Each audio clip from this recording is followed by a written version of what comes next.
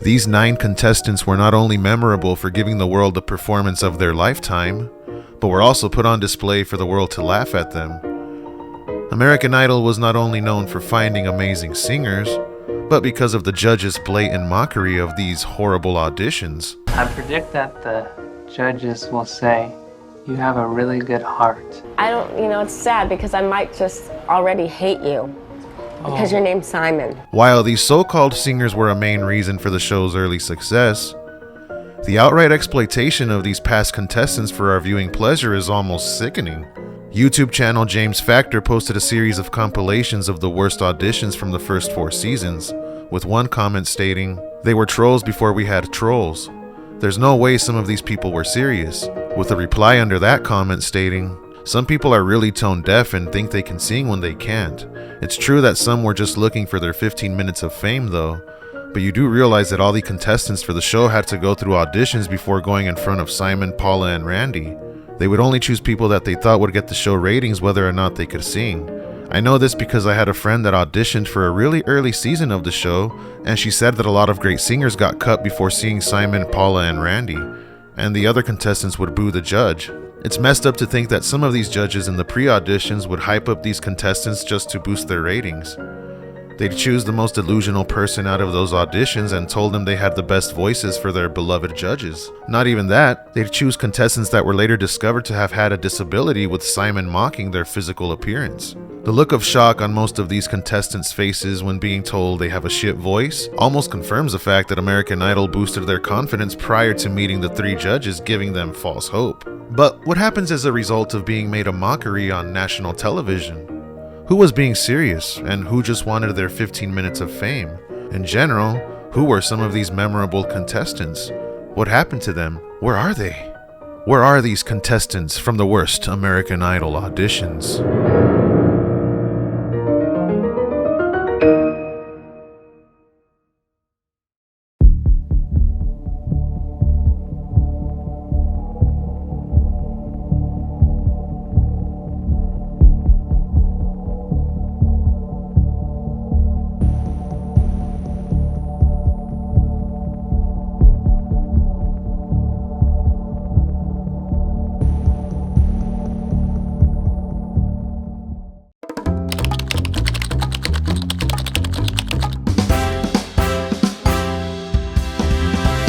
Let's start with the buddy duo known as Kenneth Briggs and Jonathan Jane that appeared on season 6 of American Idol. I love to sing. Ever since I can remember, I've been singing. I guarantee I will make it to Hollywood. I know I'm gonna make it. I can read their minds already. Though the two would separately audition for the judges, the pair seemed genuine and really believed they had what it took to be the next American Idol. Kenneth would confidently perform NSYNC's "Tearing Up My Heart" to the 3 mocking judges. It's tearing up my heart when I'm with you, but when we are apart, I feel it too. And no matter what I do, I feel the pain. Not only did Simon judge his potential singing skills, he also judged his physical appearance on a show where physical appearance shouldn't compromise your chances at Hollywood. And I believe that I am the next American Idol. In fact, I know I am. Right, well, you look a little odd. Your dancing is terrible. The singing was horrendous. And you look like one of those creatures that live in the jungle with those massive eyes. What are they called? Bush baby. You are sick. Simon, you're crazy. Simon. Though Kenneth didn't make it to the next round, several videos of him singing can be found online with a pretty positive comment section. Though one could say that he was still being made a mockery in these YouTube videos, Kenneth and his buddy Jonathan Jane ultimately did get their 15 minutes of fame. Next up to smack that ball out of the ballpark would be contestant Jonathan Jane, who had become friends with Kenneth while waiting for their auditions. Before Jonathan even stepped onto the plate, Simon would also comment on the size of his trousers. What's up, baby? Hey. You all right? Yep, I'm great. Have you borrowed Randy's trousers? What? He'd perform "God Bless America" for the judges with looks of confusion on their faces. God bless America, land that I love. Writers Christopher Rocchio and Steve Rogers would state that after Jane finished the song, The judges, presumably having finally realized that Jane appeared to be mentally challenged, appeared to soften their tone. While the buddy duo didn't shine in front of Hollywood lights, the show would receive some early criticism for mocking Jonathan, who actually had a disability. Jane is a 2004 graduate of Family Academy, a fully accredited private school in Seattle, Washington. His online senior biography states that his hobbies include Special Olympics basketball, bowling, cycling, tennis, and softball. After their failed auditions, they'd actually shine in front of those Hollywood lights, appearing on the Jimmy Kimmel Show together. I sang NSYNC's Tearing Up My Heart. How'd you do? Simon said my singing was terrible, my dancing was horrendous, and he compared me to a monkey. What do you think of him saying that? You know what? I think we find out where he is, and we kick his ass. Yeah. Kick his ass. So you think he was wrong? We take Paula out for some drinks. They'd returned back to American Idol and seemed genuinely happy. Kenneth Briggs seems to have been a stage name and actually goes by Michael Swell and seems to live a pretty normal life. Hell, he even has a girlfriend.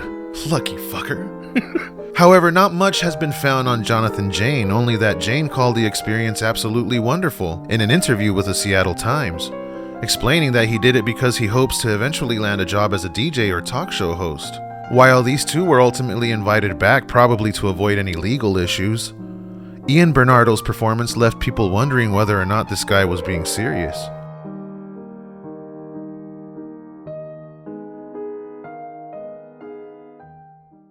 Ian Bernardo also appeared on season 6 with a memorable performance of his version of Laura Branigan's Gloria. Gloria, you're always on the run now, running after somebody. You're gonna get him somehow. I think you got to slow down before you start to blow it. I think you're headed for a breakdown, so be careful not to show it.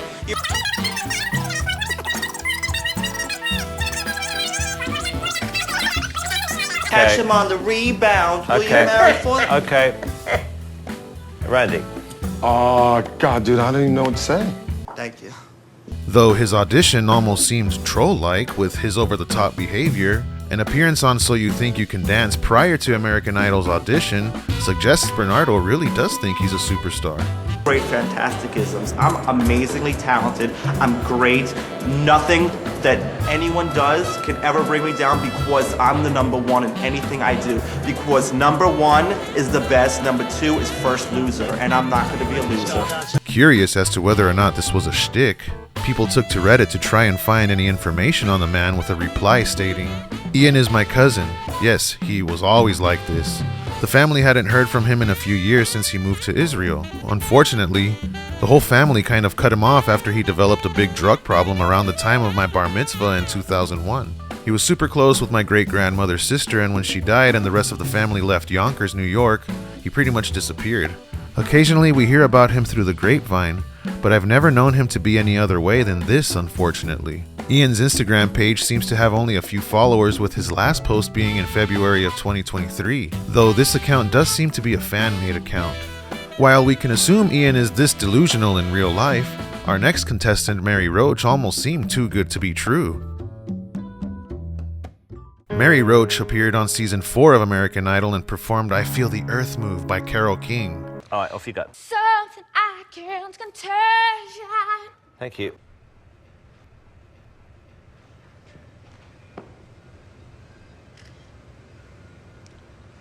Now, while we can see that Mary didn't seem to be all there, others wondered if her act was an actual act. In an interview with Idol Idols, almost following her audition, Mary stated this: "My quest is to become a more famous actress and stand-up comic. I found out that American Idol auditions were going to be in DC, where I lived at the time. I understand that American Idol is one of the most watched reality TV shows in the nation, so I figured I'd give it a shot.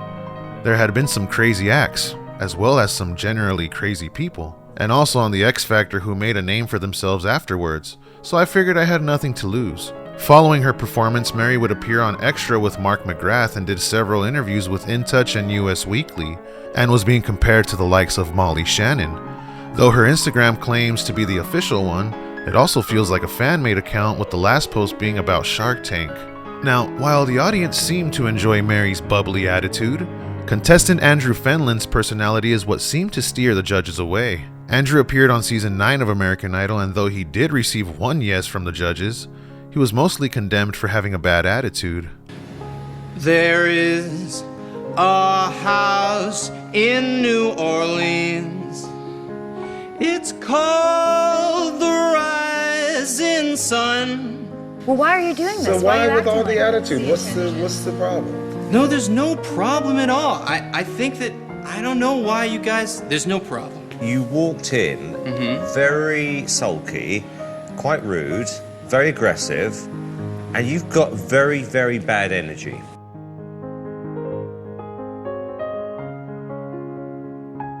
While his Instagram is flooded with comments about him looking like Cillian Murphy, the audience seems to genuinely like his voice. Life After American Idol finds Andrew to be really into the gym life, continues to perform music for his followers, and is also a painter. But what happened to Stephen Thone, the man who sang the Queen song in season 6? Who are you as good as, in your opinion? The lead singer from Queen. Freddie Mercury? Yes, sir. Really? Okay. Oh my God. No escape from reality.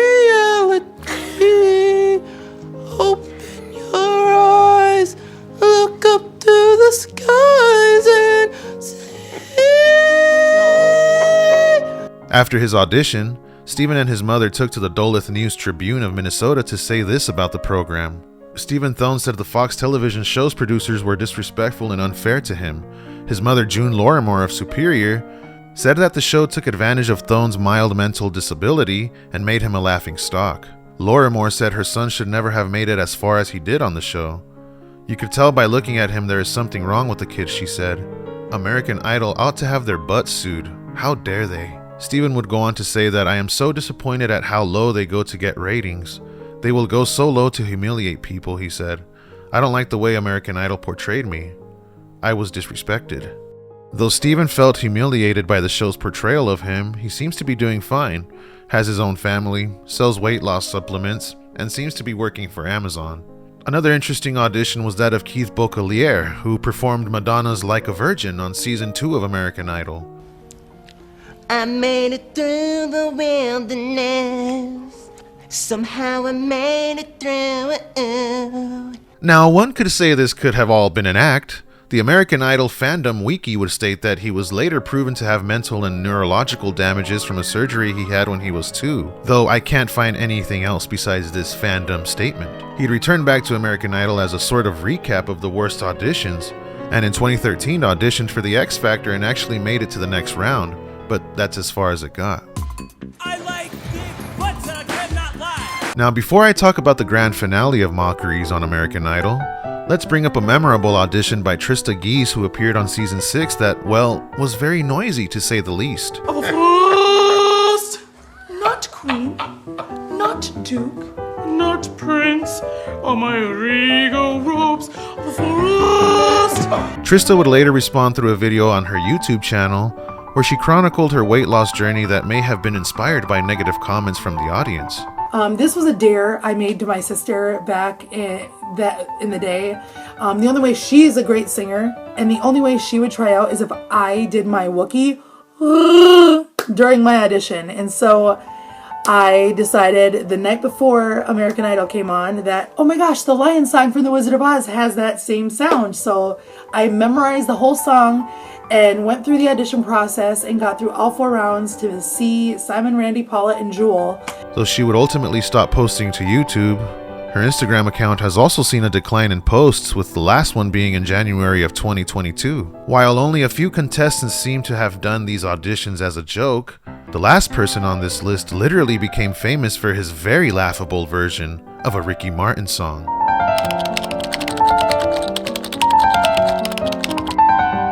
Season 3 would showcase probably the most memorable audition in American Idol history, not because of the raw talent, but because of the blatant mockery of a man who was being serious. This man went by the name of William Hung, and his version of She Bangs by Ricky Martin literally put him on the map. I'll let her rough me up till she knocks me out. She walks like she talks and she talks like she walks. She bangs, she bangs. Oh baby, when she moves, she moves. I have no professional training of singing. No. So. This guy went everywhere. He was on Jimmy Kimmel, The Ellen Show, Arrested Development, The George Lopez Show, Howard Stern, The Tonight Show, you name it. He had countless parodies of him and even recorded several albums, with his first selling over 200,000 copies and reached #1 on Billboard's top independent album chart. William Hung eventually performed with the Rickster himself. He'd retire from music in 2011, and what happened after that? Well, I'm trying to inspire other people. It's more like entertaining people with a message. Okay, so what are you up to now?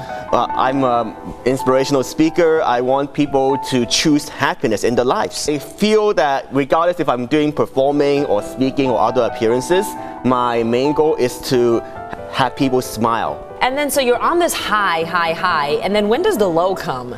About 4 years from that point, like I guess I could tell that I couldn't get as many opportunities, and that's when I did face reality. I mean, yeah. So you started working for... I work for the Sheriff's Department in Los Angeles. That's right. So William worked for the Sheriff's Office, became a motivational speaker doing TED Talks, and even had a biopic of his life in the making that was mentioned on the Joe Rogan podcast. I read all 115 pages of that script. I've never been so angry reading a script. Like, I wanted to fucking vomit. William Hung set us back like 10 years. Look, nothing wrong with that, brother. It's not his fault. Right. Maybe there's a very nuanced way to write this movie of why American Idol producers picked him out of the crowd and featured him just to make fun of him. I get that the guy signed a release, and I get that that's part of the fun with the show, but there is kind of a difference between people that are mentally challenged and someone who's just not very talented. While at first glance it does seem that William Hung has chosen to be a laughingstock, he would have a different opinion in a response video for Joe Rogan that was posted on his YouTube channel. And you probably know me from American Idol as the She Bangs guy. Seriously, let's talk about what they said that stood out. Jim Rogan says that I'm mentally challenged. And Jimmy O. Yang said, I setting back Asians 10 years for the entertainment industry. Both of these statements I strongly disagree with, and the part about me being mentally challenged is 100% wrong. Looking back at the golden era of American Idol draws many conclusions. The fact that these contestants are vetted beforehand and are told they have an amazing voice is clear evidence of the show setting up false hopes. The reaction of most of these contestants is of sheer letdown because the show's producers seem to have hyped them up beforehand. With now over 20 years running as a show, the mockery of these contestants from the first few seasons were the reason for the program's high ratings. In an article written for the New York Times in 2007, Ken Warwick, the show's producer, had this to say about the backlash they'd receive over airing contestants with disabilities. The show prides itself on not discriminating against anyone during the audition process.